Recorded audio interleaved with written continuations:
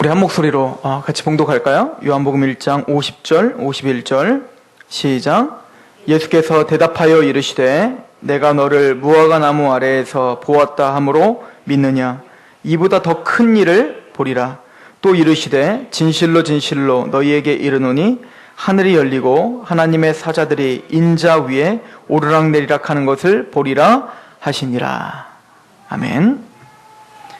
더 큰 일을 보리라.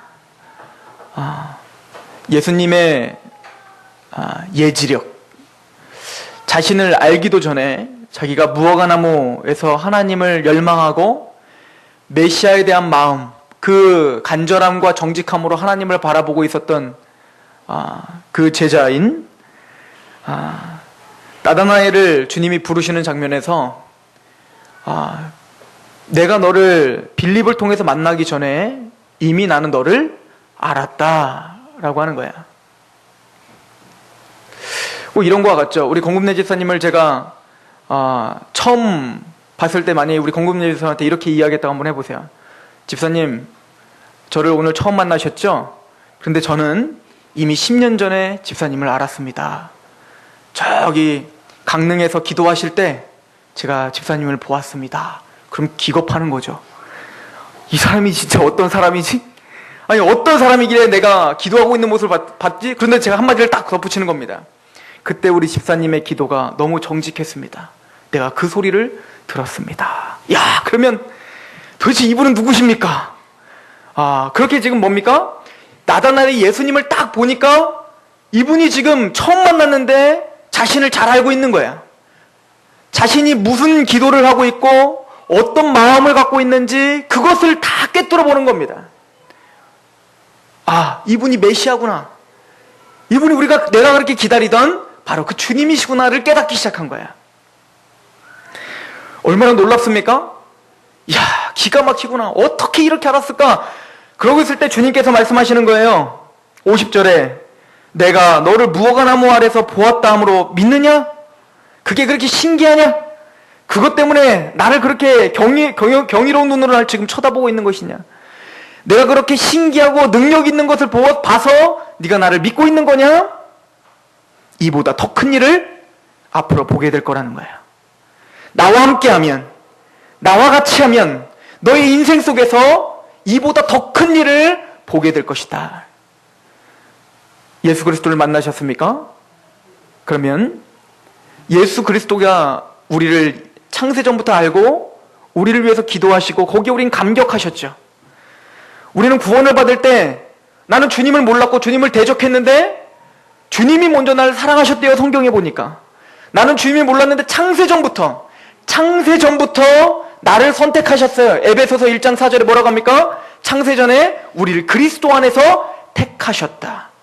우리는 오늘 알았죠. 우리는 우리가 구원받을 때 깨달았죠. 그런데 주님은 이미 예전부터 나의 이름을 아셨고 나의 성질을 아셨고 나의 성품을 아셨어요. 우린 거기에 감격한 거 아닙니까? 나 같은 죄인이 도대체 뭐길래 나의 마음을 알아주시고 나를 먼저 그렇게 지극히 사랑하셨단 말입니까?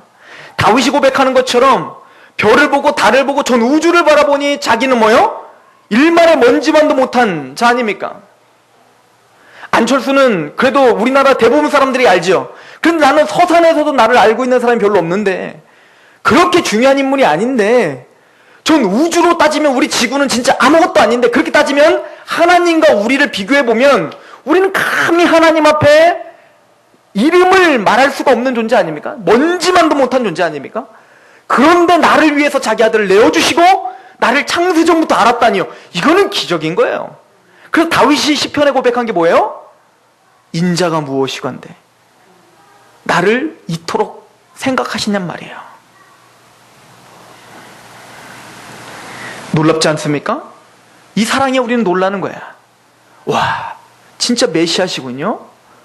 근데 주님이 오늘 말씀하시는 겁니다. 그것 때문에 믿느냐? 내가 너희 인생 가운데 더 큰 일을 보게 하리라. 저는 확신합니다. 하나님이 지금까지도 저를 참 큰 일들을 많이 보게 하셨거든요. 하나님이 저를 통해서 지금 짧은 인생을 살았지만 그 인생 속에서 하나님이 놀라운 일을 저를 통해서 행하시는 걸 봤거든요. 하나님이 앞으로 저희 인생 가운데 더 큰 일을 하실 거라고 믿어요. 이거는 저의 믿음이 아니라 바로 저와 여러분들이 공통적으로 가져야 될 믿음이에요. 주님이 말씀하십니다. 앞으로 너를 통하여 하나님은 주님과만 동행을 한다면, 주님과만 함께 한다면 너는 앞으로 더 큰 일을 보리라. 그 큰 일을 보시는 저와 여러분이 되길 소망합니다.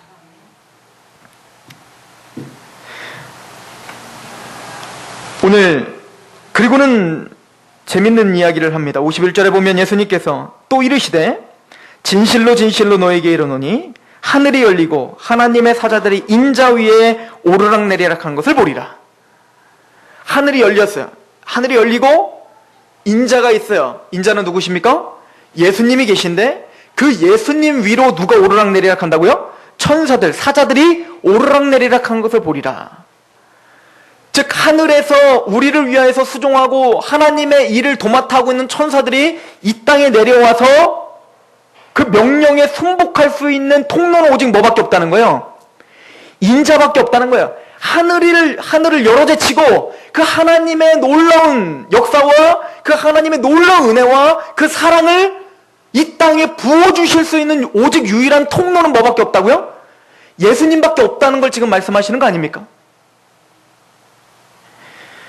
그래서 요한복음 3장 3절에 보면 이 요한복음 이제 뒤에 가면 이런 얘기가 나와요. 3장 3절에 예수께서 대답하여 이르시되 진실로 진실로 내게 이르노니 사람이 거듭나지 아니하면 하나님의 나라를 볼 수 없다. 예수 그리스도를 믿고 그 복음을 믿고 예수님을 내 마음에 믿고 거듭나지 않으면, 다시 태어나는 그 체험이 없다면 우리는 하나님 나라를 볼 수 없어. 왜요? 그 예수 그리스도로 말미암아 천사들이 왕래하기 때문에 그래요. 오직 그 하늘의 문을 열고 이 땅과 하늘을 연결시켜주는 유일한 통로는 뭐밖에 없기 때문에 그래요? 예수 그리스도밖에 없기 때문에 그래요. 그래서 예수님이 우리와 함께 거하시면 놀라운 일들을 볼 수 있는 거예요. 왜요? 하늘이 열리니까요. 예수 그리스도를 만나면 하늘이 열려요. 이제 이 땅에 발을 밟고 살지만 하나님의 놀라운 능력을 체험하며 살 수 있게 된단 말이에요.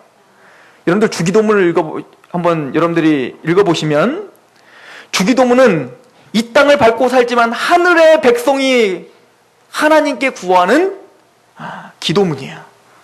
하늘에 계신 우리 아버지. 우리 아버지가 어디 계신데요? 하늘에 계시다는 거예요. 하늘에 계신 천지를 창조하신 분이 나의 뭐가 됐다는 거예요? 아버지가 됐다는 거예요. 나의 모든 필요와 나의 모든 욕구를 채워주실 수 있는 그 아버지가 하늘에 계시는 천지를 창조하신 하나님이 되는 신분 상승이 된 거예요. 우리는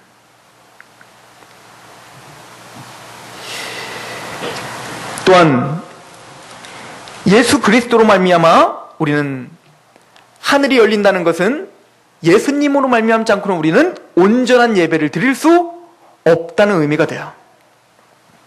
요한복음 4장 20절에 24절에 보면 예수님께서 예배에 대해서 이야기를 하십니다.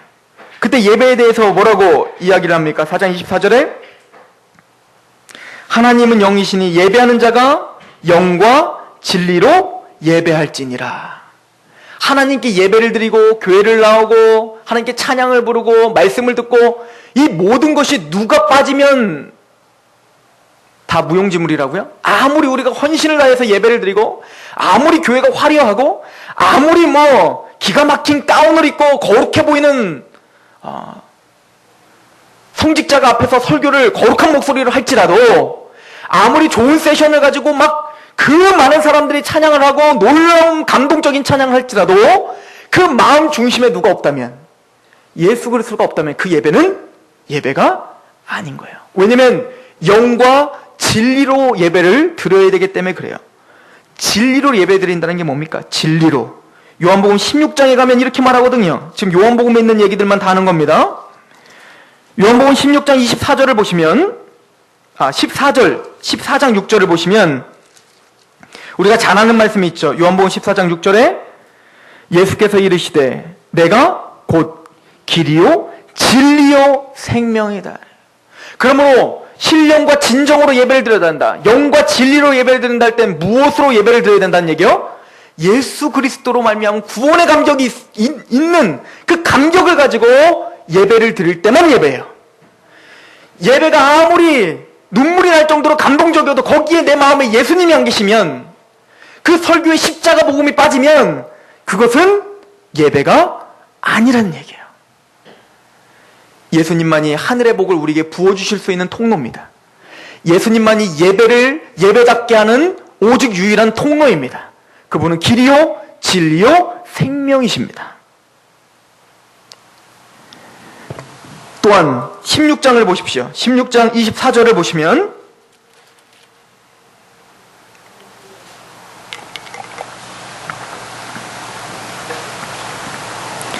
같이 한번 읽어봅니다. 시작. 지금까지는 너희가 내 이름으로 아무것도 구하지 아니하였으나 구하라. 그리하면 받으리니 너희 기쁨이 충만하리라. 지금까지는 너희가 내 이름으로 아무것도 구하지 아니하였으나 구하라. 이제는 누구 이름으로 하나님 앞에 간구할 수 있게 됐어요? 예수 그리스도의 이름으로 간구합니다. 괜히 우리가 맨 끝에 다 기도한 다음에 뭐 주시고 예수님의 이름으로 기도합니다를 괜히 붙이는 게 아니에요. 누구의 이름으로만이 하나님의 응답을 받을 수 있어요? 예수님의 이름. 왜요? 예수님은 하늘과 땅을 연결시켜주는 유일한 통로예요. 그 예수님 위에만 오직 천사들이 왕래하며 명령을 수행합니다. 예수님을 떠나서는 천사들이 아무것도 할 수 없어요. 이 땅이 창조될 때부터 예수님은 창조자였어요. 그리고 우리가 숨을 쉬고 있는 동안에도 예수님이 없다면 우리는 숨조차 쉴 수 없다는 걸 깨달은 사람, 이것이 기독교인들입니다. 우리는 예수님을 믿고 하나님과 교통하게 됩니다. 인자 위로 천사들이 오르락내리락 하는 것을 보리라 하는 얘기는 우리가 이 땅 가운데 천지를 창조하신 하나님과 교제할 수 있는 특권을 받게 됐다는 얘기예요. 이건 엄청난 일이에요. 단순히 이명박 대통령이 날 안다, 이제 말기니까 딴 사람으로 합시다. 안철수가 요즘 뜨니까 안철수가 날 안다, 이것만으로도 감격이죠. 저 서산에 저 구종선 강도사 살죠? 내가 그 사람 알긴 해요. 이것만으로도 감격이라고요. 막 기쁠 거예요. 그리고 난 자랑하며 달릴 거예요. 설교 시간 내내 일주일에 한 번씩 설교할 때마다 안철수 이름을 꼭 얘기할 거예요. 왜요? 그분이 날 안다는데? 그런데 이것도 놀라운데, 그분과 매일 전화를 하고 매일 만나서 교제하고 차를 마시고 인생을 논하고 이 정세를 논하고 이럴 수 있는 교제를 하기 시작했다. 야, 얼마나 특권의식이 있을까요? 하나님이 여러분들을 알 뿐 아니라 하나님과 교제할 수 있는 특권이 있다는 거예요. 여러분들이 음성을 들으신다는 거예요. 또 여러분도 하나님의 음성을 들을 수 있는 특권이 생겼다는 거예요. 예수님을 통해서 하늘의 문이 열렸고 이제는 여러분들은 하나님의 음성을 들을 수 있는 사람이 됐어요. 또 여러분들은 여러분들의 마음과 여러분들의 소원을 하나님께 올려드릴 수 있는 특권이 있는 사람이 됐다고요. 이거 참 기가 막힌 거 아닙니까? 감히 세상 사람은 따라할 수 없는 그 특권이 우리에게 주어졌다는 거예요. 이것을 누리고 있는 사람이 있고 누리지 못하고 있는 사람이 있을 뿐이지.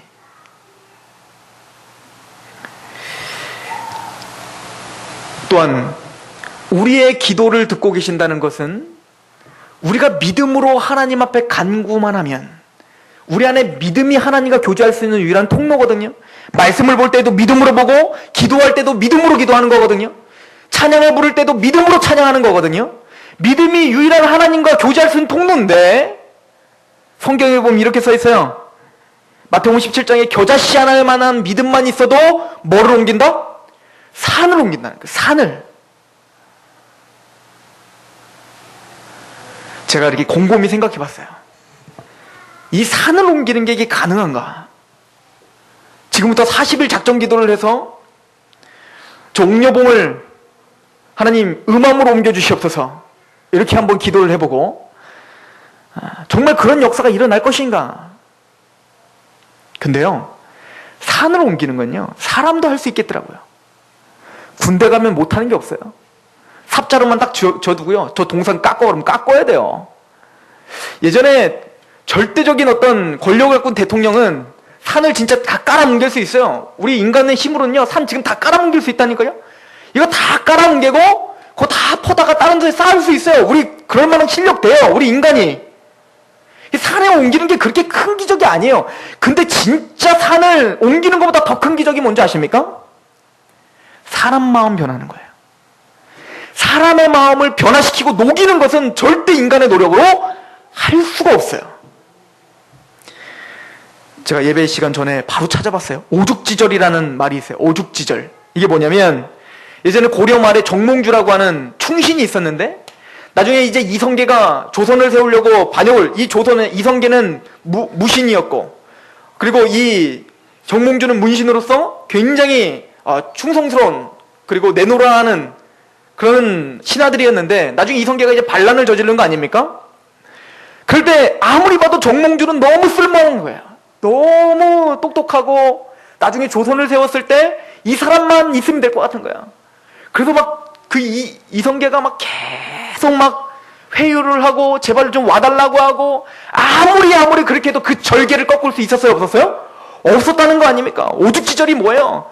그래서 나중에는 이 이방원이가 가갖고 어떻게 했습니까? 그 정몽주를 죽인 거예요. 그때 그 피가 스며들어서 거기서 뭐 대나무가 났다 뭐 이런 거예요. 그 정도로 사람의 마음을 바꾼다는 것은 너무너무 힘든 거예요. 그래서 제가 초등학교 3학년 때 외웠던 시조가 막 있더라고요. 그 이 몸이 죽고 죽어 100번 고쳐 죽어 넋이라도 있고 없고 님 향한 일편단심이야 지칠 줄을 모르랴. 우리 저기 뭐야, 이게 꼭 나라를 위한 충신만 그렇습니까? 저도 제가 중학교 때 보니까요, 제가 짝사랑한 한 여자가 있었는데 그때 저희 부모도 못 말리는 거예요. 조심하십니다. 남자들 자녀를 둔 부모님들은 명심하셔야 돼요. 함부로 꺾을 생각하지 마십시오. 튕겨나갑니다. 이거 못 말려요. 사람 마음을 돌이키고 사람 마음을 회유하는 게, 이게 산을 옮기는 것보다 더 힘들다고요. 산을 옮기는 거 그냥 중장비 데려다가 그냥 막 다 파버리면 되거든요. 근데 이 사람 마음을 바꾸진 않는 거예요. 그런데 그 믿음은 사람의 마음을 다 파버리는 거예요. 완전히 그냥 다 박살내버리는 거예요. 하나님을 철두철미하게 배격했던 그 바울이, 아니 예수님을 믿고 있었던 사람을 죽이기까지 한 바울이 그냥 예수님을 만나니 무너져 버리는 거예요. 그리고 모든 삶을 주님께 바치지 않습니까? 어떻게 고3 때까지 춤추러 그렇게 다니던 저를 어떻게 이렇게 바꿉니까? 제 친구가 저한테 딱 3마디를 해요. 난 너를 보면 3가지가 생각나. 첫 번째, 이해가 안 가는 거. 하나님의 은혜요, 불강력적인 하나님의 은혜라는 이유. 첫 번째, 너 같은 애가 신학교 갔다는 거. 두 번째, 너 같은 애를 바꾼 거. 세 번째, 너 같은 애를 바꾸고는 너를 통해서 사람들이 예수님을 믿게 되는 거. 이건 놀랍다는 거야. 아니 담배 하나 못 끊을 줄 알았는데 어떻게 인생을 그렇게 바꿀 수 있냐? 이거 제가 바꾼 겁니까? 하나님이 바꾼 거 아닙니까? 근데 하나님이 누굴 통해서 바꿨는지 아십니까? 저희 어머니를 통해서 바꾼 거예요. 저희 어머니가 저희 아버지가 제가 몇 번 얘기했는데, 저희 아버지가 저를 낳기 전까지 계속 술에 그냥 고주망탱이가 돼갖고 니아가에 맨날 실려오셨대요. 술을 먹고는 맨날 길거리에서 막 싸움하고 엎어져서 동네 사람들이 맨날 니아가에 실어가지고 오시는 거예요. 너무 술을 먹고 담배를 너무 피고, 저도 어렸을 때 생각해본 저희 아버지가 자전거 가게에 갔는데 자전거 기름칠을 해야 되는데 자꾸 그 자전거 몸통에다 자꾸 기름칠을 하고 계시는 거예요. 아빠 뭐 하세요? 냅다 이래야 돼! 그러면서 막 이렇게, 그리고는 가자! 그러면 맨날 막걸리, 그 전 옆에서 이제 막걸리 마시는 거 구경하고. 동네 사람들이 맨날 저희 어머니한테 그랬다는 거예요. 빨리 일 배우라고. 뭐래도 좀 배우라고. 그래서 그 진천 시골에서 여자 2로 운전면허증을 저희 어머니가 땄어요. 왜냐면 우리 아버지 금방 죽을까봐. 죽으면 이 4명 아이들 빨리 먹여 살려야 되니까. 안 해본 일이 없는 거예요. 안 해본 일이 없어. 그리고 그때부터 눈물로 기도하는 거예요. 눈물로 기도하는 거예요. 아니 제발 이 인생 바꿔달라. 지금은 저희 아버지가 새벽 예배를 빠지지 않아요. 저를 위해서, 우리 가족을 위해서 그렇게 기도하는 사람이 됐어요. 누가 하신 겁니까? 그 믿음이 산으로 옮긴 거 아닙니까? 그 마음을 부셔버린 거 아니에요? 모든 사람들은 이대로 살다가 죽을 거라고 했단 말입니다. 근데 그 마음의 산을 부시는 거예요. 믿음이에요. 하나님은 여러분들 통해서 그런 믿음의 역사를 보기를 원합니다. 하나님 반드시 여러분들 통해서 그게 어떤 것이든 불가능해 보이지만 하나님은 여러분들의 믿음을 쓰신다는 거야. 겨자씨 하나와 같은 믿음만 있으면 산을 옮긴다. 저는 이거 현실로 믿습니다. 아니, 우리 화요일날 성경 공부를 하는데 초신자가 우리 김용곤 성도 있잖아요. 그 성도가 이 얘기를 하더라니까요. 아유, 우리 경필 형제가 여기 앉아있는 게 기적이고, 김용곤 성도가 여기 앉아있는 게 기적이고, 박성호 형제가 여기 앉아있는 게 기적이 어떻게 여기 앉아있습니까? 막 이런 얘기를 했더니 김용곤 성도가 입에서 이래. 겨자씨 같은 믿음에서 산도 옮기는 거라고. 이게 지금. 그래서 제가 오늘 이거 인용하는 거예요. 초신자가 얘기하는 거 보고 감격해갖고 제가. 그런데 우리는 왜 그 믿음을 잃어버리고 사십니까? 하나님 여러분들 통해서 큰 일을 하시겠다니까요. 믿으세요. 여러분들 기도 반드시 이루어집니다. 그 믿음의 기도는 한 사람을 바꿉니다. 한 가정을 바꾸기도 합니다. 한 나라를 바꾸기도 합니다. 제가 언더우드의 기도를 갖고 왔어요. 이 언더우드는 우리나라 첫 번째 선교사 아닙니까? 이 선교사가 일제시대 때 우리나라에 처음 와갖고 처음 밟자마자 이 땅에서 전도를 좀 하면서 하다가 하나님 앞에 기도한 내용이에요. 들어보십시오. 주여, 지금은 아무것도 보이지 않습니다. 주님, 메마르고 가난한 땅, 나무 한 그루 시원하게 오르지 못하고 있는 이 땅에 저희들을 옮겨와 심으셨습니다. 그 넓고 넓은 태평양을 어떻게 건너왔는지 그 사실이 기적입니다. 주께서 붙잡아 뚝 떨어뜨려 놓으신 듯한 이곳, 지금은 아무것도 보이지 않습니다. 보이는 것은 고집스럽고 얼룩진 어둠뿐입니다. 어두움과 가난과 인슬에 묶여있는 조선 사람들 뿐입니다. 그들은 왜 묶여있는지도 고통이라는 것도 모르고 있습니다. 고통을 고통인 줄 모르고 있는 자들에게 고통을 벗겨주겠다고 하면 의심부터 내고 화부터 냅니다. 조선 남자들의 속셈이 보이지 않습니다. 이 나라 조선의 내심이 보이질 않습니다. 가마를 타고 다니는 여자들은 영영 볼 기회가 없으며 어쩌나 합니다. 조선의 마음이 보이지 않습니다. 그러나 주님, 순종하겠습니다. 겸손하게 순종할 때 주께서 일을 시작하시고 그 하시는 일을 우리들의 영적인 눈이 볼 수 있는 날이 있을 줄을 믿습니다. 믿음은 말하는 것들의 실상이요 보이지 않는 것들의 증거니 라고 하신 말씀을 따라 조선의 믿음의 앞날을 볼 수 있게 될 것을 믿습니다. 지금은 우리가 황무지 위에 맨손으로 서 있는 것 같사옵니다. 지금은 우리가 서양 귀신 양귀자라고 손가락질을 받고 있사오나 저들이 우리 영혼과 하나인 것을 깨닫고 하늘나라의 한 백성 한 자녀임을 알고 눈물로 기뻐할 날이 있음을 믿나이다. 지금도 예배드릴 예배당이 없고 학교도 없고 그저 경계와 의심과 멸시와 천대함이 가득한 곳이지만 이곳이 머지않아 은총의 땅이 되리라고 한 것을 믿습니다. 주여, 오직 제 믿음을 붙잡아 주소서. 여러분들 밤에 가보세요. 우리가 왜 십자가에다 불을 안 켜는 줄 아십니까? 너무 많아서 안 켜는 거예요. 고장나서 안 켜는 거 아니라고요. 밤에 보세요. 얼마나 십자가에다 빨간불이 얼마나 많은가. 이 땅에 교회가 얼마나 많은가. 이제 크리스찬들 찾는 거 너무 쉬워요. 대통령이 장로님이에요. 그런데 이 땅이 처음부터 이런 땅이 아니었다는 거예요.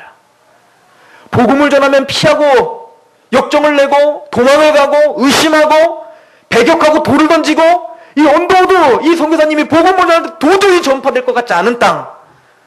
지금 우리가 바라보는 이라크나 저 인도네시아나 절대 변화될 것 같지 않은 그런 땅이었단 말입니다. 그런데 이 언더우드 목사님과 같이 목숨을 걸고 이 땅에서 눈물로 믿음으로 기도한 거예요. 한 나라가 변했어요. 한 세계가 가기 전에. 아니요. 언더우드 목사님이 그렇게 기도하고 몇십 년이 지나고 대부흥이 일어났어요. 겨자씨 하나 같은 믿음이죠. 어떻게 그 연약한 한 사람이 이 나라를 바꿀 수 있습니까? 근데 바꾸는 거예요. 하나님은 그 기도의 눈물을 들으시는 거예요. 이게 큰일 아닙니까? 이게 기적 아닙니까? 시편 125편은 이렇게 말합니다. 눈물을 흘리며 씨를 뿌리는 자는 기쁨으로 거두리로다. 울며 씨를 뿌리러 나가는 자는 반드시 기쁨으로 그 곡식단을 가지고 돌아오리로다.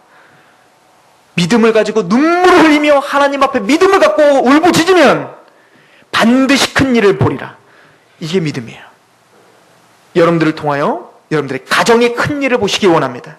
이 교회가 우리의 믿음을 통하여서 큰 일을 보길 소망합니다. 우리의 믿음을 통해서 이 서산 땅이 변화되는 거 보자고요. 우리의 믿음을 통해서 이 나라와 우리가 지금 기도하고 있는 인도네시아 땅이 복음화되는 거 보자고요. 우리도 언더우드처럼 그렇게 좀 하나님 앞에 믿음의 기도를 드리고 열매를 한번 맺어보자고요. 이 체험이 있다면 우리는 이렇게 신앙생활을 하고 있지 못할 거예요. 살아계신 하나님을 그렇게 믿음으로 열매를 맺고 그런 역동적인 신앙을 하면 감히 우리가 어떻게 하나님에게 기도하지 않을 수 있고 하나님 앞에 눈물 흘리며 예배드리지 않을 수 있겠습니까? 이건 저의 약속이 아닙니다. 다시 우리 주님의 약속을 보십시오. 요한복음 1장 51절 50절 예수께서 대답하여 이르시되 내가 너를 무화과 나무 아래서 보았다 하므로 믿느냐? 이보다 더 큰 일을 보리라. 여러분들의 그 겨자씨 같은 믿음, 그 믿음을 활용하십시오. 그 믿음은 분명히 힘이 있습니다. 또한 오늘 51절에 보는 천사들이 인자 위에 오르락내리락 하는 이 그림은 사실은 야곱이 베델에서 꿈을 꿨던 이미지예요. 즉 베델에서 야곱이 형한테 쫓김을 당하고 죽을까봐 너무 두려워 떨면서 지금 막 도망가고 있는데 베델이라고 하는 곳에 서서 거기에 너무 두려워서 돌을 베고 그렇게 덜덜 떨면서 잠을 자고 있는데 하나님이 그 야곱에게 나타나서 만나주시는 건데요. 우리 그 장면을 좀 한번 볼게요. 창세기 28장을 한번 보십시오.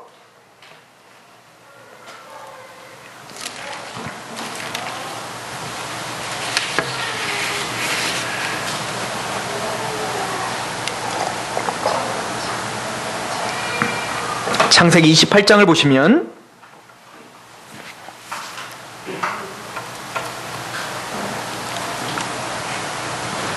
10절부터 제가 한번 읽어보겠습니다. 28장 10절부터 구약성경 40페이지 정리예요. 야곱이 부엘세바에서 떠나 하란으로 향하여 가더니 한 곳에 이르러는 해가 진지라. 거기서 유숙하려고 그곳에 한 돌을 가져다가 베개로 삼고 거기 누워 자더니 꿈에 본즉 사닥다리가 땅 위에 서 있는데 그 꼭대기가 하늘에 닿았고 또 본즉 하나님의 사자들이 그 위에 오르락 내리락 하고, 지금 예수님이 큰 일을 보리라 하고는 말씀하신 그 장면과 동일한 장면입니다.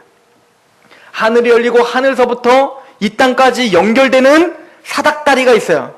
그런데 이 사닥다리에 누가 왔다 갔다 하세요? 천사들이 오르락 내리락 하는 것을 보는 거예요.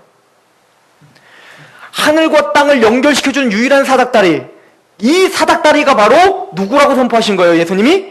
나라는 거예요. 인자라는 거예요. 내가 바로 야곱이 봤던 그 사닥다리다 이거예요. 야곱에게 하나님이 약속하실 때 그 약속의 통로인 사닥다리가 바로 나다. 13절 보십시오. 또 본즉 여호와께서 그 위에 서서, 여호와가 어디 위에 서서? 그 사닥다리 위에 서서 우리에게 뭘 하십니까? 말씀을 하시는 거예요. 하나님의 약속의 말씀은 어디에 서서 말씀하시는 거라고요? 사닥다리. 즉 예수 그리스도 위에서만 하나님의 약속이 선포됩니다. 예수 그리스도가 없다면 우리는 그 약속의 사람이 될 수 없는 사람들이에요.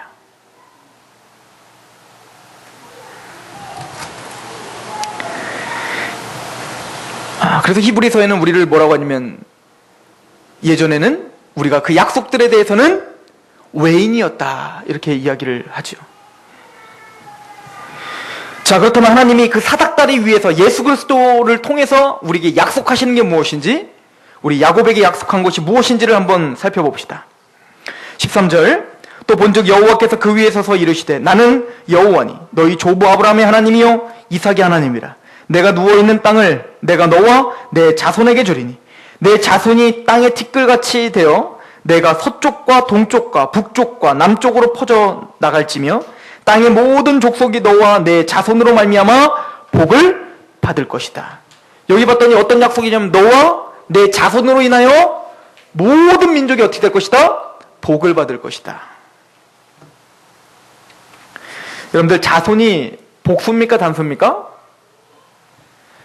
단수입니다. 복수는 자손들이에요. 이것을 갈라디아 3장에 보면 3장 16절에 보면 이렇게 써 있어요. 하나님께서 여럿을 가리켜 자손들이라 하지 아니하시고 하나를 가리켜 자손이라 하셨으니 오직 예수 그리스도니라.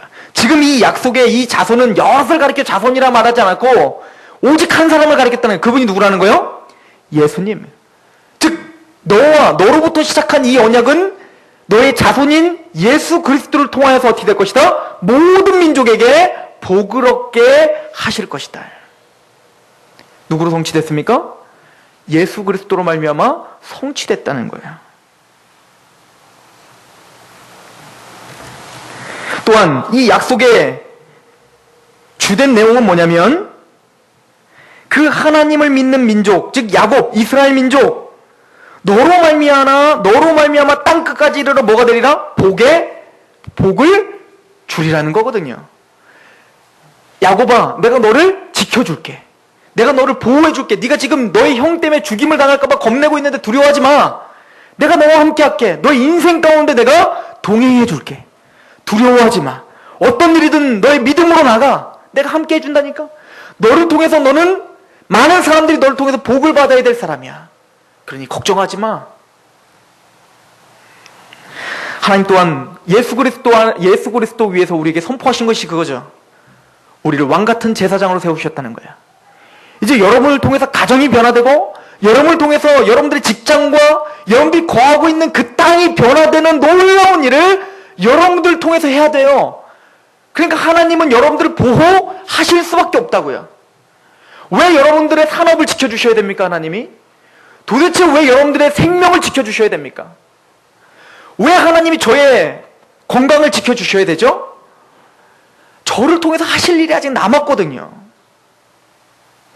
얼마 전에 제가 변을 봤는데 변에 피가 섞여서 나왔어요. 인터넷으로 또 제가 진단해봤더니 대장암 내지 이 직장암 이 정도 되겠더라고요. 그리고 하늘이 무너지는 것처럼 주여 왜 나에게 이런 또 시련을 주셨습니까? 전이가 된 겁니까? 그러고 다행히 의사 선생님이 항문이 헐었습니다. 근데 제 아내가 뭐라는 줄 아십니까? 걱정 마 여보. 여보 통해서 할 일이 너무 많아. 하나님 안 데려가. 여러분들을 왜 보호해 주셔야 됩니까? 내가 사명 가운데 서 있으면 사실은 두렵지 않을 거예요. 내가 뭔가 사명을 위해 달려가고 있다면 내가 살아갈 이유가 분명하기 때문에 그렇게 두렵지 않을 거예요. 하나님 나를 지켜줘야 될 이유가 있거든요. 사명을 붙드시기 바랍니다. 하나님 여러분들 반드시 쓰신다니까. 그러니까 우린 겨자씨 하나로 우리 자녀를 위해서 기도해야 돼요. 우리 남편을 위해서 기도하셔야 돼요. 우리 부모님을 위해서 기도하셔야 돼요. 왜요? 여러분들의 기도를 들어 쓰신다니까요. 반드시. 그래서 하나님은 야곱에게 말하는 거예요. 이미 하늘과 땅을 연결시키는 사닥다리 이미 너에게 축복할 문은 열렸다 이거야. 그러니 너는 걱정하지 말아라. 그랬더니 야곱이 뭐라는 줄 아십니까? 딱 깨고 너무 벅찬 거죠. 자, 17절 한번 보시면 이에 두려워하여 이르되 두렵도다 이곳이요 이것은 다름 아닌 하나님의 집이요 이는 하늘의 문이로다. 우리 15절 말씀 한번 읽어보실래요? 15절 시작. 내가 너와 함께 있어 내가 어디로 가든지 너를 지키며 너를 이끌어 이 땅으로 돌아오게 할지라. 내가 내게 허락한 것을 다 이루기까지 너를 떠나지 아니하리라 하신지라. 여러분들 이 말씀 믿으십니까? 예수 그리스도를 통해서 하늘의 문이 열린 사람들은 이게 믿어지는 거예요. 내가 이거 할까 저거 할까 이게 문제가 아니에요. 이걸 하든 저걸 하든 주님이 함께 하겠구나 확신이 있어요. 왜요? 하늘문이 이미 열렸는데요. 이미 여러분들이 예수 그리스도의 이름으로 구하기만 하면 함께 하신다거든요. 문제는 우리가 무릎 꿇지 않는 것뿐이죠. 문제는 그 믿음을 활용하지 않을 뿐이죠. 주님이 야곱에게 이미 사닥다리를 보여주고 천사가 왕래하는 걸 보여주고 봤냐? 내가 이렇게 살아있다. 네가 지금 두려운 길을 가지만 네가 처음 가보는 길을 가지만 내가 반드시 이곳 가운데 올 때까지 내가 너를 보호하고 너를 떠나지 않을게. 그때 야곱이 아직도 믿음이 좀 덜해요. 보세요. 한번 보십시오. 20절 같이 한번 읽어봅니다. 시작. 야곱이 서원하여 이르되 하나님이 나와 함께 계셔서 내가 가는 이 길에서 나를 지키시고 먹을 떡과 입을 옷을 주시오 내가 평안히 아버지 집으로 돌아가게 하시오면 여호와께서 나의 하나님이 되실 것이요 만약에 이걸 해주시면 내가 당신을 내 하나님으로 섬길게요. 아니, 이미 난 네 하나님이라고. 이미 함께 하겠다고 했잖아. 아니, 약속 들어주시고 열매 맺는 거 보면 그때 내가 예배 드릴게요. 우리 지금 야곱처럼 이 싸움하고 있지 않습니까?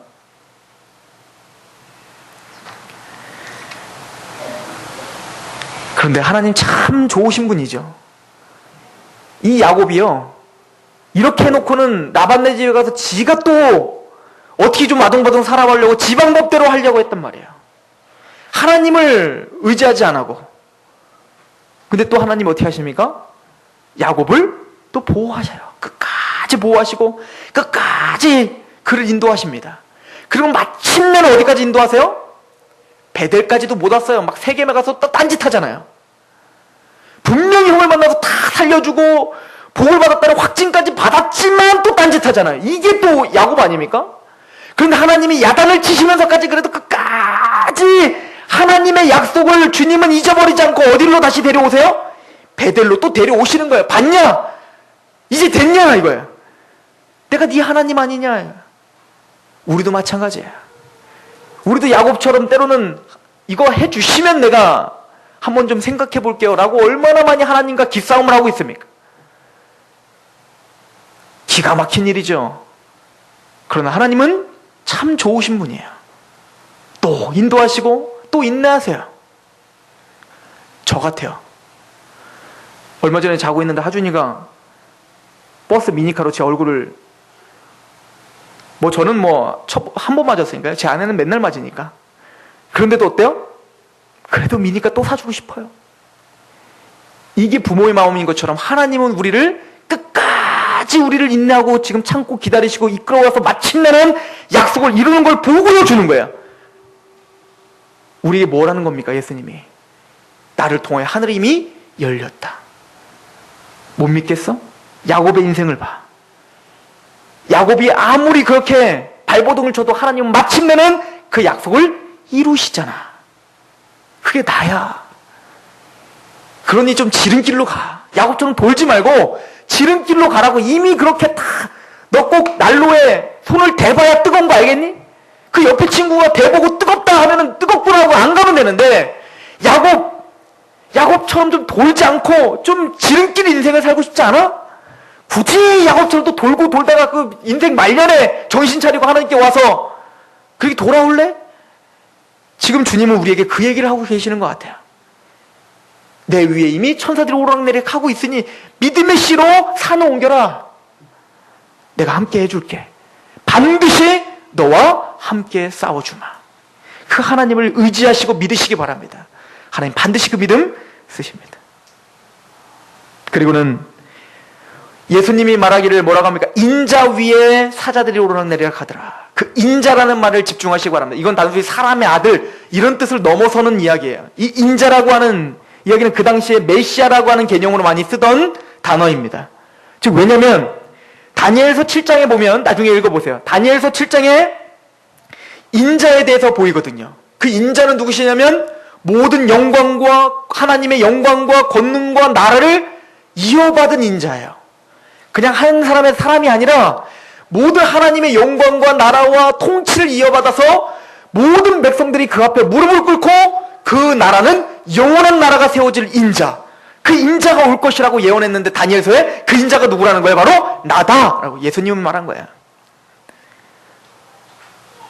그 인자는 뭐냐면 십자가에 죽으시고 부활하시어 지금은 하나님 우편에서 우리를 위해서 간구하시는 분이요, 그 인자는 마침내는 반드시 이 땅에 다시 재림하실 거예요.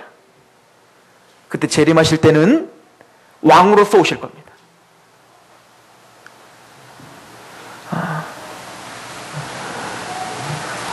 아무것도 없는 다윗, 아둘람굴에는 아무것도 없는 다윗이잖아요.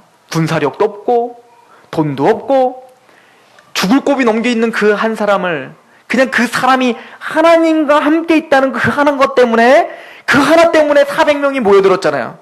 물론 그들도 좀 이상한 사람들이었지만 그 힘없는 400명이 다윗을 만났어요. 그런데 이 다윗의 뭘 보고 만났다고요? 하나님이 그와 함께 있는 것 보고 만난 거야. 겉으로 참 괜찮아서 만난 것도 아니에요. 돈이 많고 이 사람 뭔가 성공할 뭔가 확률이 있어서 만난 게 아니에요. 그냥 하나님의 사람이기 때문에 만났어요. 얼마나, 그러니까 이제부터는 어땠을까요? 그 400명은 다윗과 함께 똑같이 고난을 받았겠죠.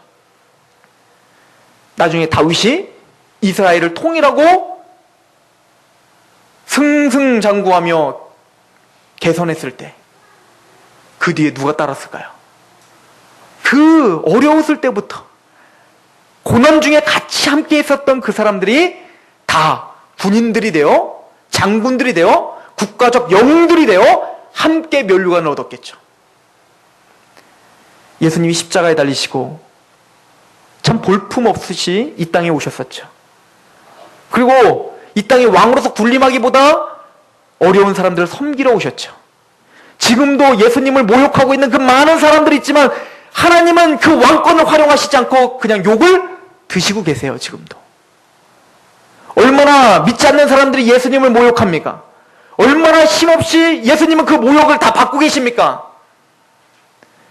그런데 우리는 그 모욕을 함께 당하고자 예수님을 만난 사람들이에요.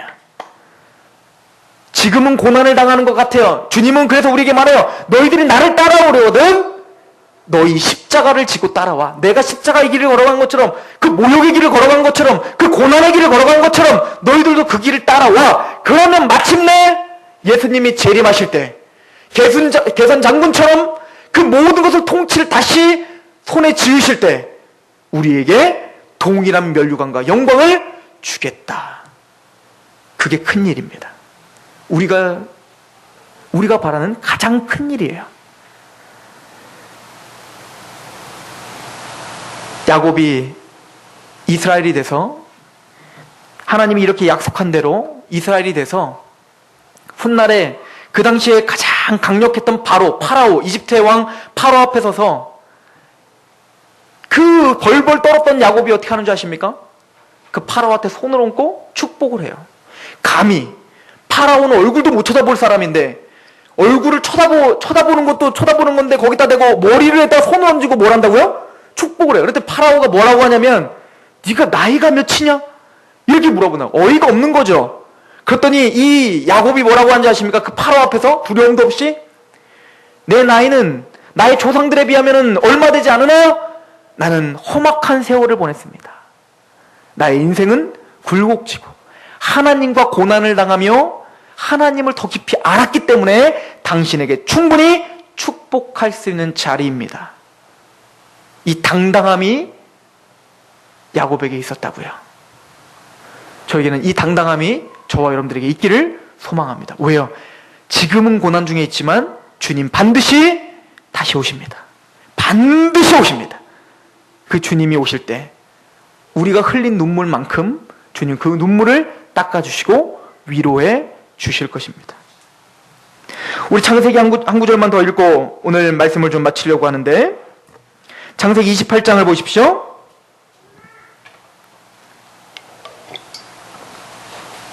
(28장) 16절을 한번 보세요. 같이 한번 읽어볼까요? 시작.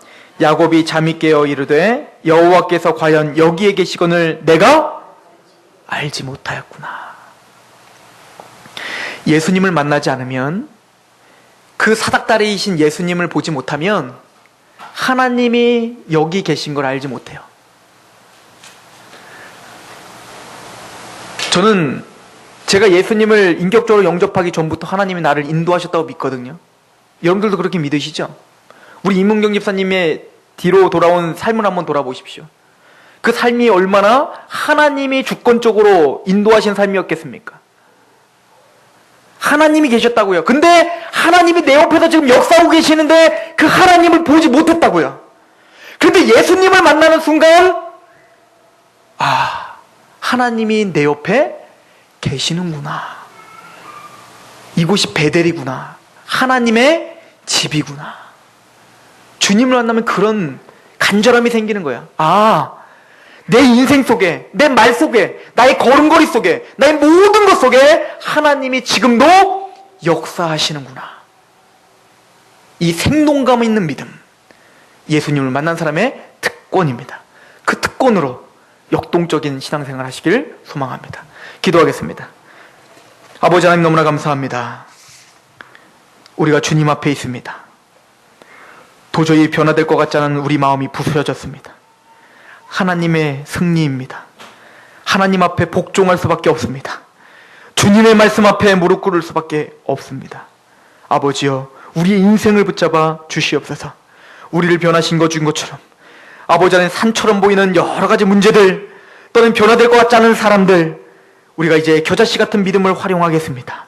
믿음의 주에 온전케 하시는 주 여호와 하나님 예수 그리스도를 바라보겠사오니 우리의 믿음 없음을 용서하시고 우리의 믿음을 더하여 주셔서 담대한 믿음으로 승리하는 그런 인생이 되게 하여 주시옵소서. 이제는 예수 그리스도를 통하여서 하늘 문이 열렸음을 믿고 하나님 앞에 그 이름으로 기도하게 하시고 이제는 믿음으로 그 더 큰 일을 보는 그런 귀한 성도들로 인도하여 주시옵소서. 우리 가정에, 우리 교회에, 이 서산 땅에, 그리고 이 대한민국에, 그리고 전 세계 하나님의 나라에 하나님의 더 큰 일이 보여질 줄로 믿습니다. 예수 그리스도의 이름으로 감사하며 기도하옵나이다.